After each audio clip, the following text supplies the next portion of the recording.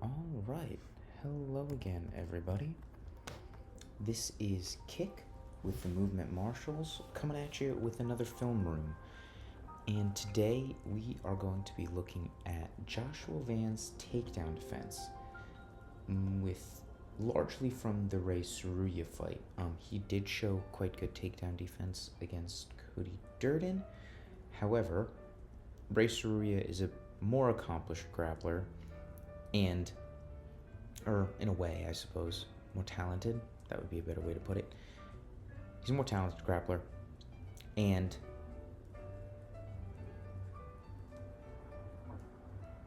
I think there was just a lot better sequences, and his defense looked a lot better. He was a lot more crafty in this fight. So, why are we talking about Joshua Van's takedown defense? Because this weekend at UFC 323, he is taking on one of the greatest flyweights of all time in Alexandre Pantoja. Pantoja is one of my favorite fighters in the game right now. I think he's absolutely spectacular.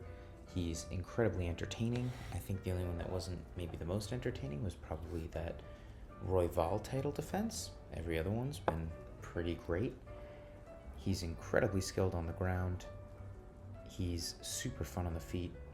And Joshua Van is someone who I've really enjoyed ever since his second fight in the UFC. And he's just been storming through the division since, with one knockout loss to the admittedly great Charles Johnson. He's won, 4 or 5 fights since then, and nobody remembers it. And now he beat Brandon Royval in his last outing.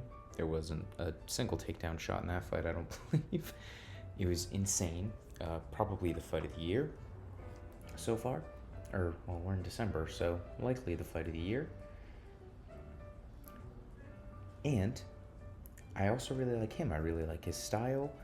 I'm not quite as short as him, but I love his striking style, and I like to do a lot of things he does in my own shadowboxing and training. But Alexandre Pantoja is one of the best grapplers in the sport right now. He's probably the best back taker and the most efficient person on the back in the sport right now. He's spectacular. And he's got enthusiastic and somewhat crafty striking, but it's not scientifically sound striking. So, in looking at a fight with Alexandre Pantoja, the takedown defense, in a way, is going to matter a lot. Now, we'll talk about all the good stuff he showed against Saruya, but we'll also talk about how this isn't going to tell us the full story against Pantoja. So, let's start off with what he does exceptionally well. So, we'll see in this sequence right here, he throws a front kick. First of all, that's always a good idea against grapplers.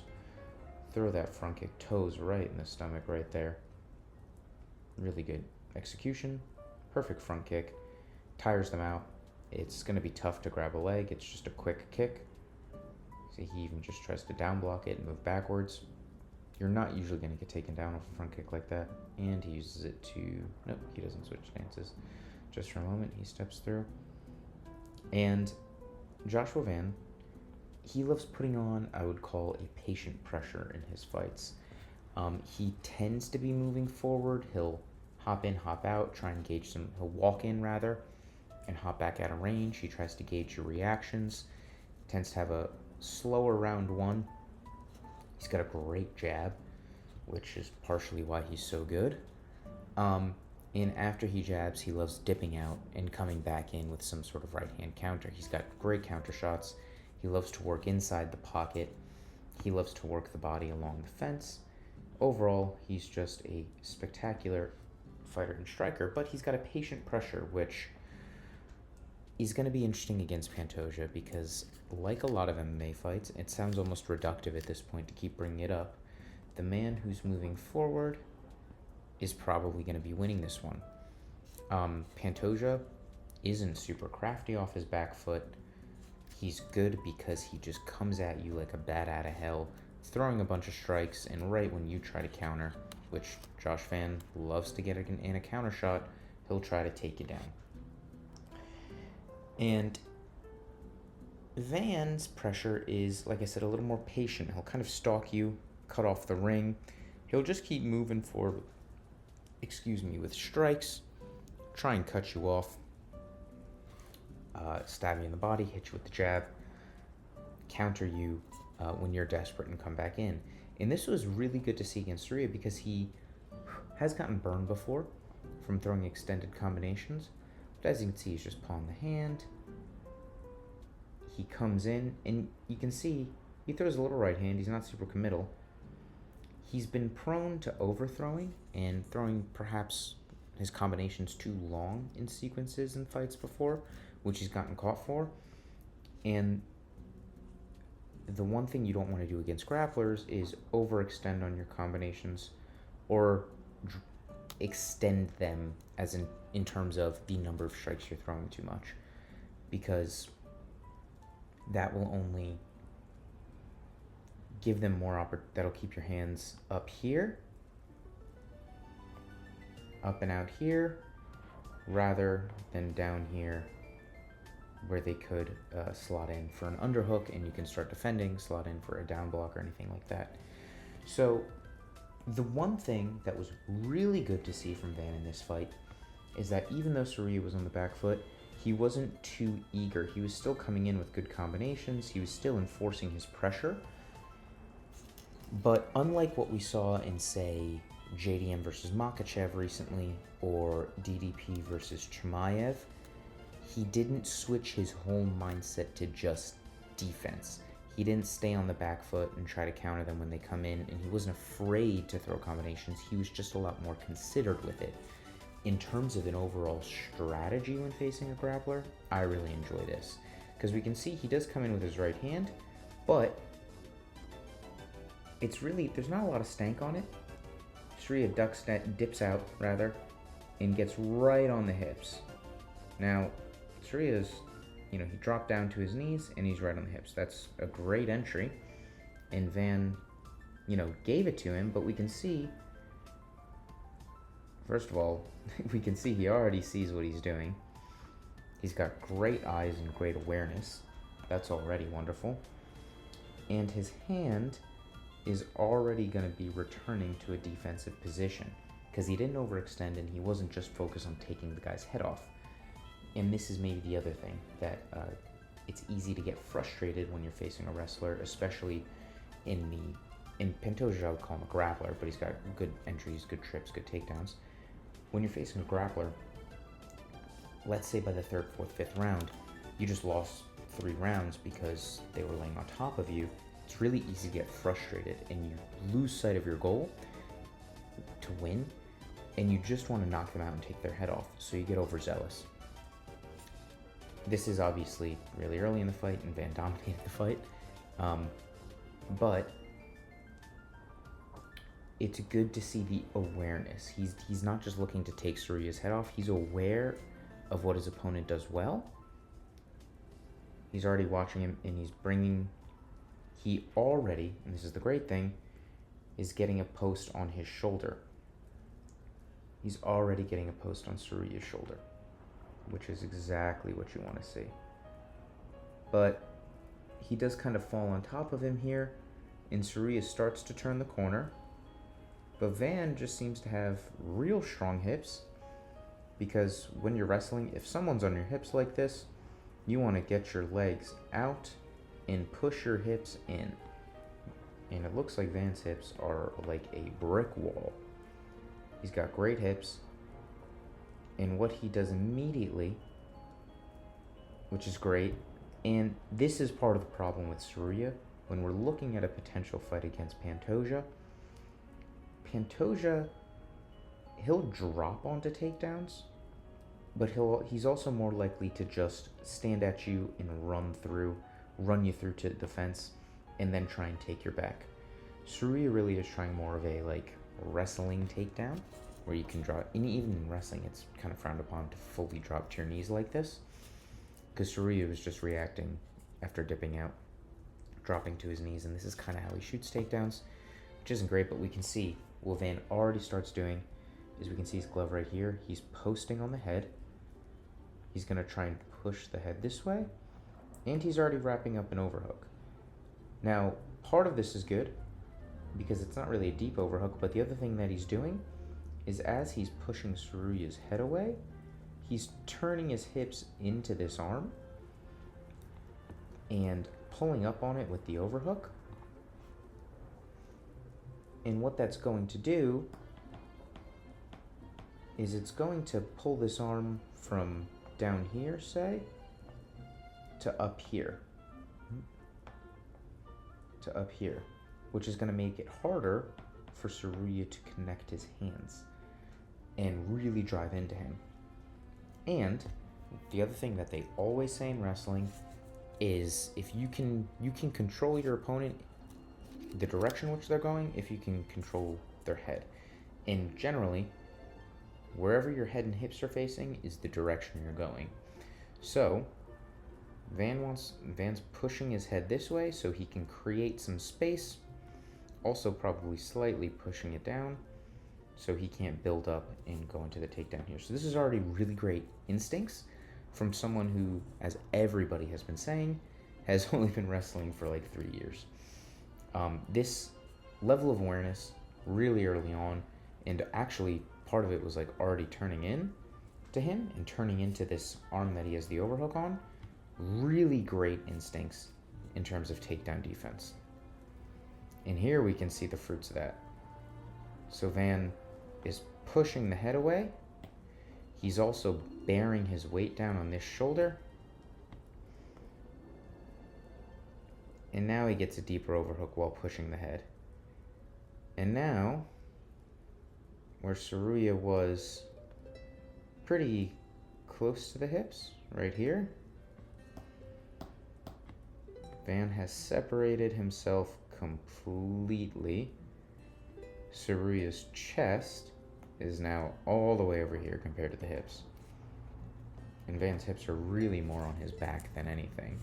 So if your midsection isn't really connected to their hips, you're probably not going to get the takedown, especially as you can see he's on his knees and he's basically in the turtle position. So he has no leverage here. Van continues to push.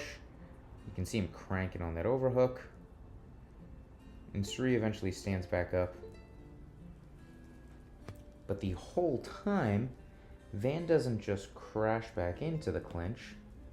He makes sure that he's pushing on Tsuruya's face the whole time and keeping that space between them.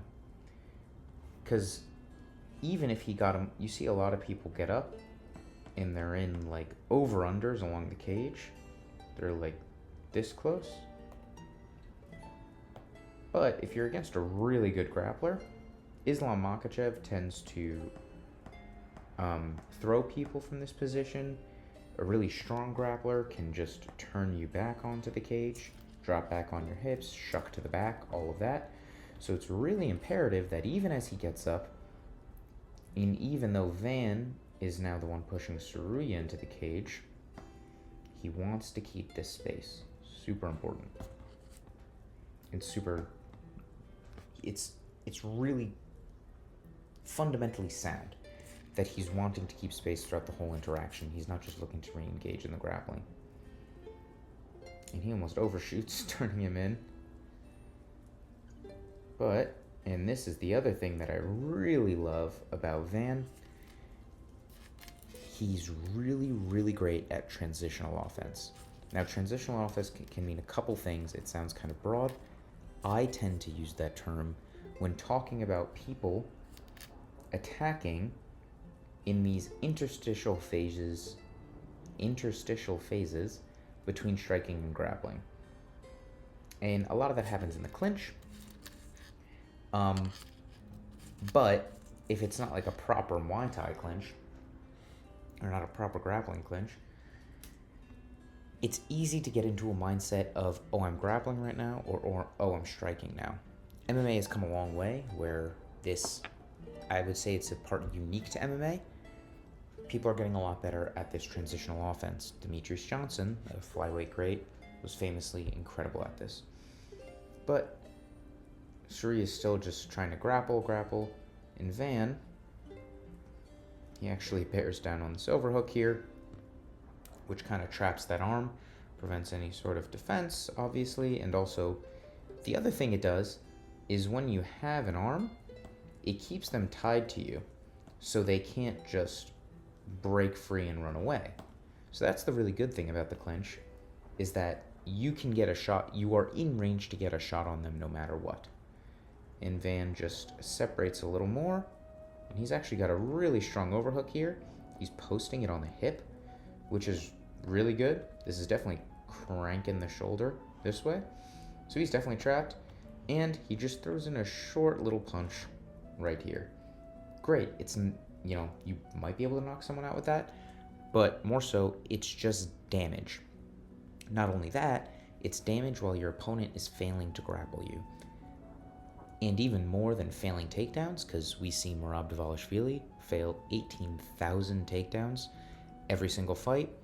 They're not really failed because he just uses the threat of it and the idea of his overwhelming activity to keep you going. He doesn't get punished that much for takedowns except for Jose Aldo, who need him a million times. If you can get a grappler to not only fail their takedown, if you can completely nullify their grappling, and then you can damage them on the break, that is how you really demoralize and break down a grappler. And Suri is actually able to turn back in with the underhook and get Van back against the cage, but nothing really comes of this. So just in that little sequence, we saw so many good fundamentals from Van in just keeping space at all times, having really good instincts and awareness in terms of how he should be striking against a guy who wants to come onto his hips at all costs, as well as ensuring that he not only prevents the grappling phase from happening, but he punishes the opponent for even attempting it.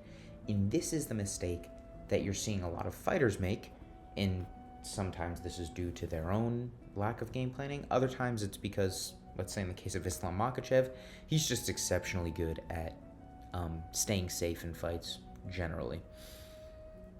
But if you're facing a guy who's wholly committed to grappling you, which Pantoja's been in some wars, but he generally wants to take your back, he likes resting. He takes at least 1 or 2 rounds of just staying on top or going on the back, and he kind of uses it as a rest period. He doesn't have the best cardio, but he kind of grits through it anyway. If you can prevent the grappling and punish them for it, that's how you succeed as a striker in MMA. And we saw this sequence of Van posting on the head about 1 billion times in this fight, and it was perfect. It's exactly what you want to see.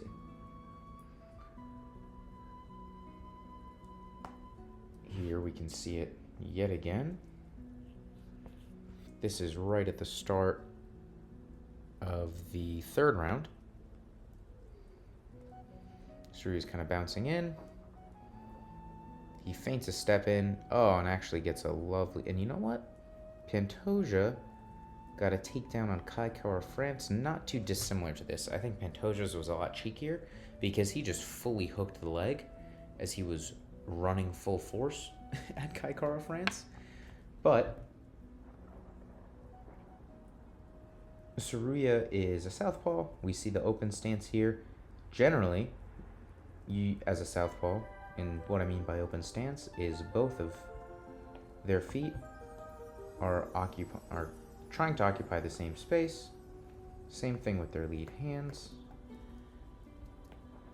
Tsuruya is a southpaw here, Van's an orthodox. And it's the open stance matchup because the open side, known as this side of the body, is open to things like big body kicks and rear straights. Generally, if you are in a close stance matchup, orthodox versus orthodox or southpaw versus southpaw, your lead hand is there to possibly block any rear straights. Your lead side is your primary form of defense in boxing and in karate. And we can see Tsuruya actually does have more of a bouncy karate stance here. Big bouncy southpaw stance. So, In terms of striking fundamentals, you want to step to what's called outside foot position. You want to get outside of their lead foot with your own. And this gives you an advantageous position to attack from. It also allows you to freely pivot around their lead foot, so you can come in attacking on an angle.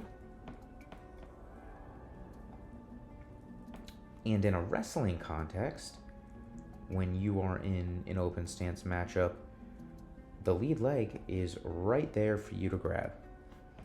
It's a lot easier to grab that lead leg, but on the other hand, it also makes it a lot easier to force them one leg and force them that hip. So we see Tsuruya step into outside foot position. Great entry right here.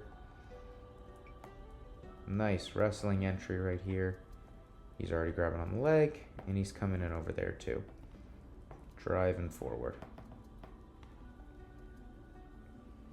And he grabs the single, but what we see Van do is he ensures that he can't run through on a double, because in the open stance matchup, it's really easy, it's a lot easier, should I say, to feed them your hip. Because we can see that Van is side on to Tsuruya's momentum right now. He's offering up the side of his body rather than, say, his square hips. Because if an opponent is able to get on your hips squarely, they can more easily double leg you and just run you through the fence. But what Van does is he feeds them the single, and this is something that Jose Aldo always did. He turned his hips to kind of feed them and push into them with the side of his hip, and you are generally going to want to get an overhook here on this arm. Start to stand up and push on their face like we saw Van doing in the last clip. But feeding the single in an open stance, or at the very least giving them the open stance, this is actually something Demetrius Johnson did against Rodtang in, other way around. Rodtang did to Demetrius Johnson, I believe, in their MMA fight. Correct me if I'm wrong, but I believe DJ switched to southpaw, Rodtang switched to southpaw, so it would be in the open stance, so he could feed Demetrius Johnson the single, and he couldn't just run through on a double. And as we can see here, with Tsuruya on his knees, he dropped to his knees, and the hip pushing into him, all his momentum is gone.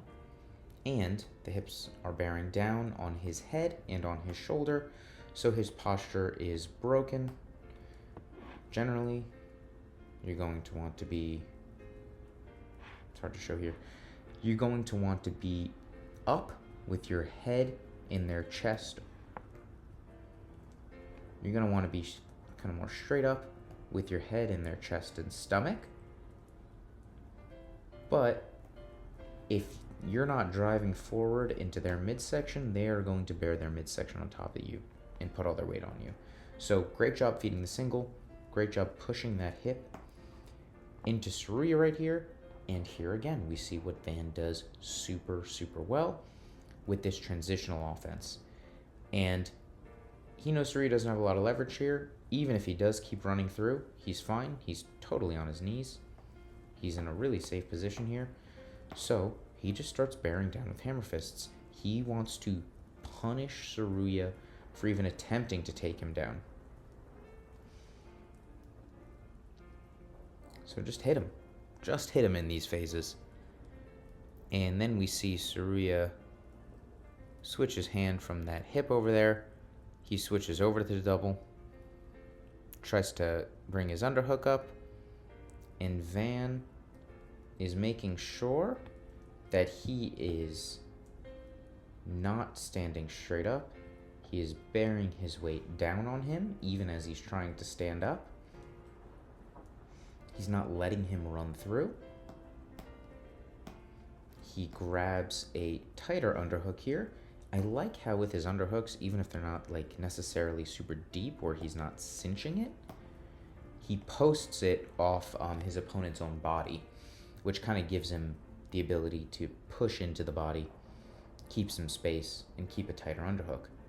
And we see the same position, classic defense right here. He gets an overhook, like I said, and he starts pushing off the head, creating space between his body and Tsuruya's. And now, what's even better here is if you can just push straight down on their head, you can prevent them from standing up entirely. I don't even know if he was trying to do a dropping elbow, but he now is just posting with his whole forearm.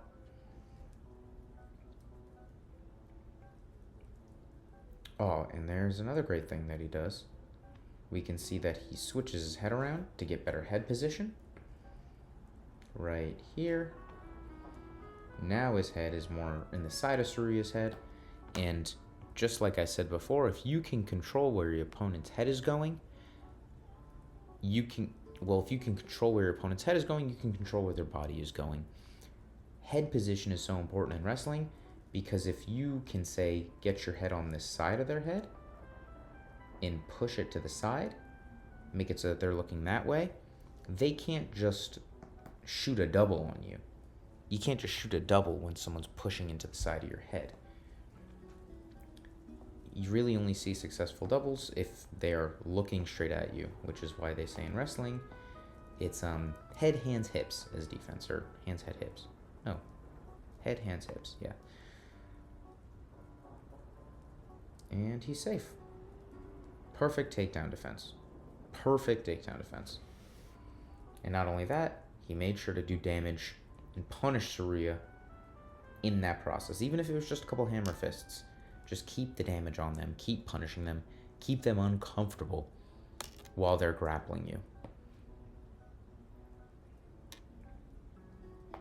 And we can see this happen again right here. And now Tsuruya is just shooting from way far out at this point of the fight. He's desperate. And we see Van bring his foot back because you still sprawl when you're offering up that single. You still sprawl, bring that foot back, but instead of just slamming your hips into them straight on, you turn the hips and offer up this near side hip into their shoulder. And now, I mean, look at that. This is a perfect sprawl. Tsuruya's posture is dog poo. It's really hard to wrestle up from here. All this weight is bearing right down into your back. It's horrible. It sucks. I've been here a lot. You can try and switch off to the single, but at the end of the day, you're in a pretty disadvantageous position. And Van just continues to try and pummel. And Tsuruya does find an escape for his head. There was just a little bit of space here to get some of that weight off. But Van immediately starts pushing down on it again. This is the thing. This is, I think, what makes his wrestling so impressive for how short of a time that he's been doing it, is that he notices these little things really quick. He has such good awareness of these positions. And he's so quick at punishing his opponents for even trying to get an advantageous position. And here we see again, Van with this overhook, pushing into him to keep a strong post there. And I mean, this is like a perfect sprawl. Hips in and posture straight up. Until you can push off the head. They're not going to be able to do anything. You can safely disengage here. And the other underrated part about having great takedown defense is that every time the opponent fails a shot, they have to stand back up. Now, standing up from sitting, totally fine. Doesn't sap that much energy. But once you start getting to the third round, as we can see here, like, he's just like, oh, God almighty. Let's say someone stuffs 10 of your shots, it's going to get tiring because you're already trying to fight. You shoot a takedown, you're driving through. And then when you fail, all their weight's on top of you. You're trying to stand back up. You're just depleting any strength in your lower back. And then to add insult to injury, you just got to stand back up one more time after your legs are probably screaming and you're tired as hell. So if you can damage them even a little more through that process, like Van does so well, one little punch he gets off, that's just that much more tired, that they're going to become that much more demoralized. So again, great fundamentals from Van. He is always pushing down on the head. He's always offering up the side of his hip. He has a great sprawl. It's just really good textbook wrestling defense. That's exactly how you're going to learn a sprawl, how you're going to learn all those fundamental positions in just like a normal wrestling class.